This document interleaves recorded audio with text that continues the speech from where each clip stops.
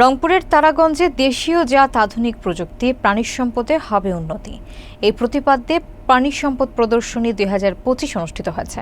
সকালে উপজেলা চত্বর থেকে র্যালি বের হয়ে প্রধান সড়ক প্রদক্ষিণ শেষে পুনরায় উপজেলা চত্বরে এসে শেষ হয়। পরে অতিথিরা প্রদর্শনীর প্রতিটি স্টল ঘুরে দেখেন এবং সেরা 3টি স্টলকে পুরস্কৃত করেন। প্রাণী সম্পদ খাতের উন্নয়নে খামারিদের আরও এগিয়ে আসার আহ্বান জানানো হয়। বিস্তারিত থাকছে শফিউল মণ্ডলের প্রতিবেদনে। রংপুরের তারাগঞ্জ উপজেলায় আয়োজন করা হয়েছে প্রাণী সম্পদ প্রদর্শনী 2025, যেখানে দেশীয় জাত সংরক্ষণ এবং আধুনিক প্রযুক্তির প্রয়োগকে গুরুত্ব দেওয়া হয়। গতকাল সকাল 10টায় উপজেলা প্রাণী সম্পদ অধিদপ্তরের আয়োজনে র্যালিটি উপজেলা চত্বর থেকে শুরু হয়ে প্রধান সড়ক প্রদক্ষিণ করে পুনরায় একই স্থানে এসে শেষ হয়। প্রদর্শনীতে অংশ নেওয়া বিভিন্ন স্টল ঘুরে দেখেন প্রধান অতিথি উপজেলা নির্বাহী কর্মকর্তা রুবেল রানা।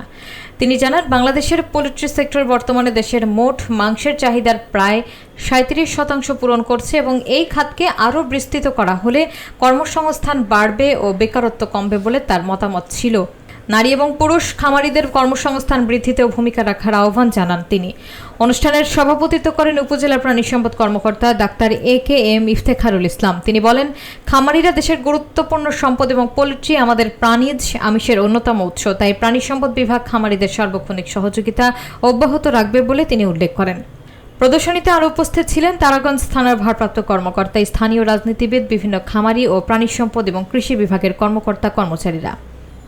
যেমন প্রত্যেকের খামারে কিন্তু আরো কয়েকজন কিন্তু আপনার তারা কিন্তু কাজ করে। তো এটা আপনি এইরকম যদি আপনারা আরো লোকজনকে উদ্বুদ্ধ করতে পারেন, তাহলে কিন্তু এই সেক্টরের ভবিষ্যৎ আমি উজ্জ্বল দেখি। আমি অত্যন্ত কৃতজ্ঞতা প্রকাশ করছি আমাদের সম্মানিত অতিথিবৃন্দের প্রতি, যেনারা অত্যন্ত ব্যস্ততার মাঝে আমাদেরকে সময় দিয়েছেন, লম্বা সময় ধরে আমাদের খামারিদের কথাগুলিকে একদম হৃদয়ের সাথে লাগিয়ে শুনেছেন, হৃদয় থেকে শুনেছেন, অনুধাবন করেছেন এবং সেই অনুসারে